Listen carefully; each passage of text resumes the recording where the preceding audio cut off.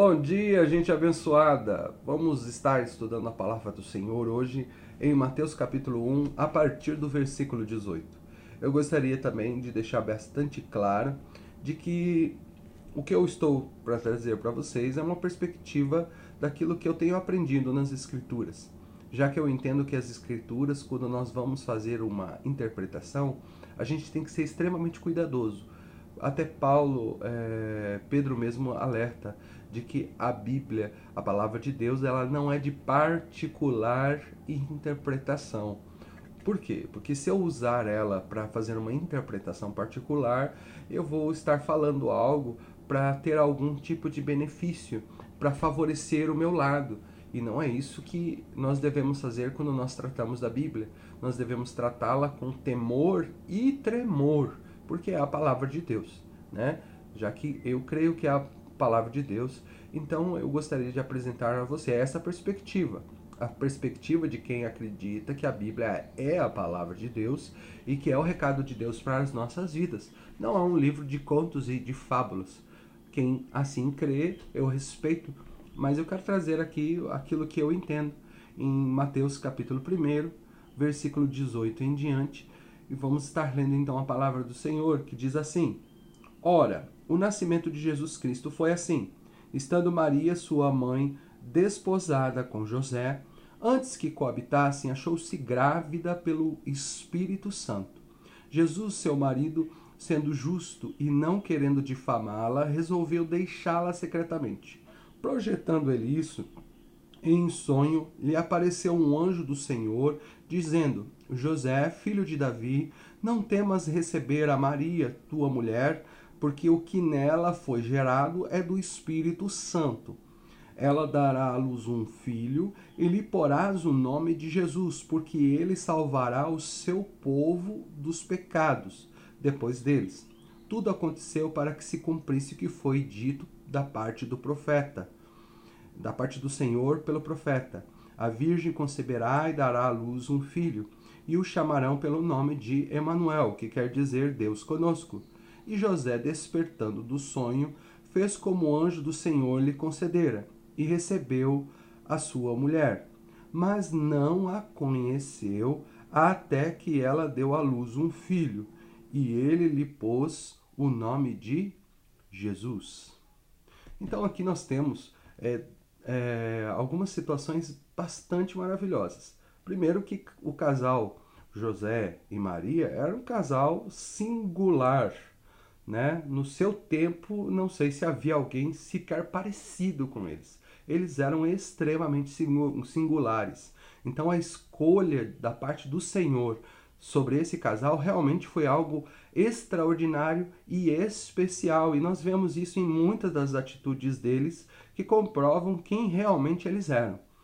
Mas algumas coisas eu gostaria de que nós olhássemos na palavra, porque às vezes algumas expressões não são do nosso tempo. O versículo 18 mesmo já dá duas palavras que nós não usamos no nosso dia a dia. Diz assim, eu já vou trazer com as palavras que nós usamos hoje. Diz assim: Ora, o nascimento de Jesus Cristo foi assim. Estando Maria, sua mãe, noiva com José, antes que fossem morar junto, achou-se grávida pelo Espírito Santo. Aqui eu já substituí duas palavras, né? Primeiro a palavra desposada e segundo a palavra coabitassem, né? Porque primeiro a palavra desposada significa noiva e coabitassem é ir morar juntos, né? E o que o texto está dizendo aqui é que antes que eles fossem morar juntos, né? Ela achou-se grávida pelo Espírito Santo. E por que isso é importante? É importante porque a palavra do Senhor dizia profeticamente de que uma virgem ficaria grávida, né? Essa era a palavra da parte do Senhor. Está ali no versículo 23. A virgem conceberá e dará à luz um filho e o chamarão pelo nome de Emanuel, que quer dizer Deus conosco. Ou seja, o nascimento de Jesus precisava ser algo singular, né? Não poderia ser apenas um novo homem que está nascendo. Por quê? Ué, porque é o próprio texto, ele nos diz no versículo 20, o finalzinho do versículo 20, ele diz assim, porque o que nela foi gerado é do Espírito Santo. É o finalzinho do versículo 20. Ou seja, o que foi gerado no ventre de Maria é uma ação de milagre. Não é de origem humana. Por quê? Primeiro, porque nós sabemos que Jesus é quem? Jesus é Deus. É isso que a palavra do Senhor fala, né? O João capítulo 1, você pode ler lá esse texto e outros tantos que de repente eu falar, dá um pausezinho e vai ler o texto. Em João capítulo 1, ele diz lá, o verbo se fez carne e habitou entre nós e vimos a sua glória como a glória do unigênito de Deus, a glória do único de Deus. Então a palavra do Senhor nos mostra isso, Jesus é Deus. E como que Deus vem à Terra? A palavra do Senhor, o apóstolo Paulo deixa bem claro, né, que ele despiu-se da sua glória. Deus só pode vir à Terra se despir da sua glória. Jesus vem como homem. Mas para vir como homem, ele precisaria ser um milagre. E foi isso que realmente Jesus se tornou do ventre de Maria, né? Ele não é fruto de uma relação sexual entre homem e mulher. Não, Jesus não é isso. Jesus é um milagre da parte de Deus no ventre de Maria. Ou seja, o que nela foi gerado, diz o versículo 20, é do Espírito Santo. Se não fosse a ação do Espírito Santo, Jesus não teria sido gerado no ventre de Maria. Bem entendido isso? Jesus é um milagre no ventre dela, né? Então, o Senhor escolhe um casal que é idôneo, que é extremamente respeitado na comunidade, e eles têm, então, esse encontro de milagre da parte com Deus e com os anjos, sonhos extraordinários por parte de José, e aí Maria se acha grávida. Mas como? O texto diz, né, no versículo 18, antes que eles fossem morar junto. Não, eles não tinham tido relações sexuais. E alguém vai dizer, não, é secreto. Não. A palavra de Deus deixa isso tudo muito claro. O versículo 25 diz assim, mas não a conheceu até que ela deu à luz um filho, e ele lhe pôs o nome de Jesus. Está certo, né, que para alguém casar com alguém, precisa conhecer. Raros casos, né, de histórias, principalmente muito antigas, de que pessoas casam sem conhecer a noiva, o noivo, né? Mas não é nesse caso. Principalmente na situação dos judeus, eles conheciam a esposa.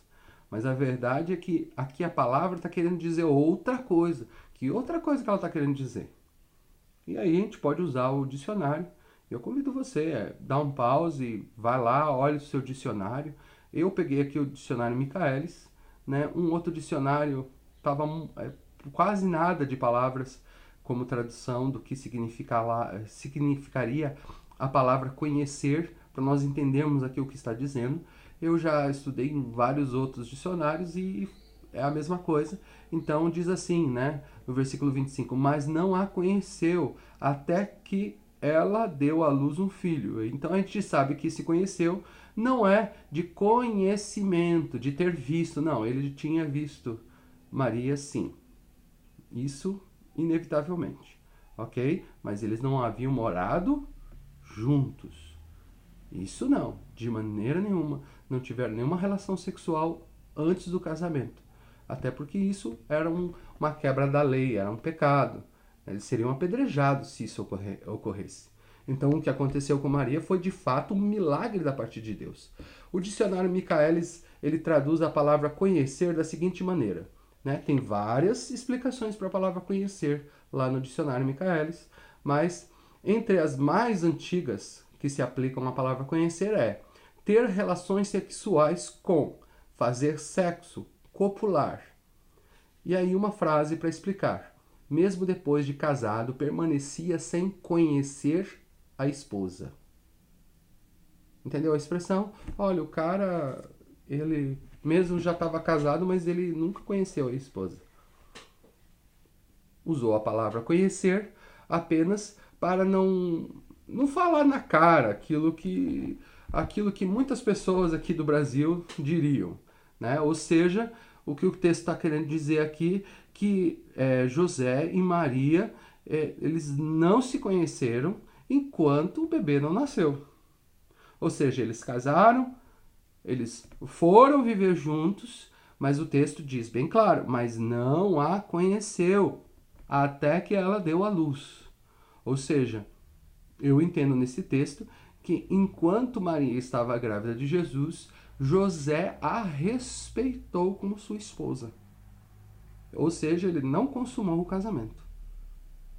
Mas isso o texto também conclui dizendo, mas não a conheceu até que ela deu à luz um filho e lhe pôs o nome de Jesus. Ou seja, houve o dia em que ele com certeza a conheceu. Afinal de contas, eles eram casados e não havia nenhuma restrição da parte de Deus em relação a José e a Maria.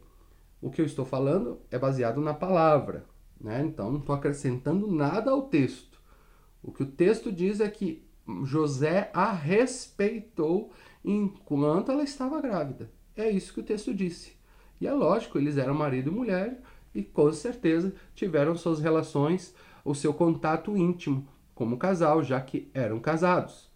Ok?